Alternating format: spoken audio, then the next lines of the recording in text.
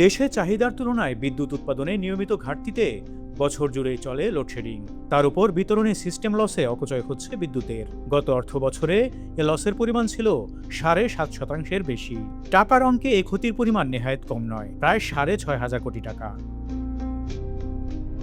বিদ্যুৎ উন্নয়ন বোর্ডের এক প্রতিবেদনে উঠে এসেছে 2024-25 অর্থ বছরে পিডিবির বাল্ক বিদ্যুৎ বিক্রির পরিমাণ ছিল 9,543 কোটি 77 লাখ ইউনিট।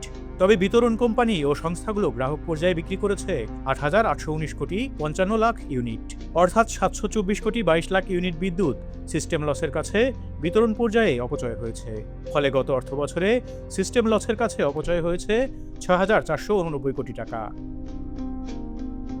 পিডিবির তথ্য বলছে, উন্নত বিতরণ ব্যবস্থা, নতুন বিতরণ লাইন স্থাপন, অটোমেটেড কন্ট্রোল সিস্টেম, পর্যাপ্ত ট্রান্সফরমার স্থাপন ইত্যাদি কারণে Dhaka electricity supply company DESCO ও Dhaka power distribution company DPDC দ্রুত সিস্টেম লস কমিয়ে এনেছে গত কয়েক বছরে। তবে ঢাকার বাইরে চট্টগ্রাম, সিলেট, ময়মনসিংহ ও কুমিল্লা অঞ্চলে পৌর এলাকায় বিদ্যুৎ বিতরণের দায়িত্বে থাকা পিডিবির বিতরণ লাইন ততটা আধুনিকায়ন হয়নি।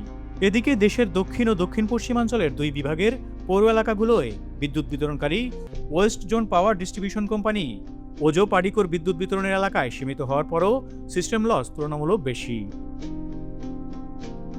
একইভাবে উত্তরাঞ্চলের রাজশাহী ও রংপুর পৌর এলাকায় বিদ্যুৎ বিতরণের দায়িত্ব পালন করে Northern electricity supply company NESCO. PDB থেকে উত্তরাধিকার সূত্রে প্রাপ্ত জরাজীর্ণ বিতরণ ব্যবস্থার জন্য শুরু থেকে নেসকোর সিস্টেম লস ছিল অনেক বেশি।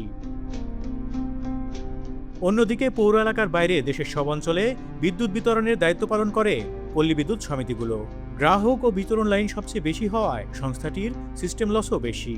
এ বিষয়ে বিভিন্ন পল্লী বিদ্যুৎ সমিতির শীর্ষ কর্মকর্তারা জানান, জেলা পর্যায়ে যেসব সমিতি বিদ্যুৎ বিতরণের কাজ করে তাদের সিস্টেম লস তুলনামূলকভাবে কম। তবে প্রত্যন্ত অঞ্চলে যেসব পল্লী বিদ্যুৎ সমিতি রয়েছে তাদের সিস্টেম লস সঙ্গত কারণে অনেক বেশি হয়।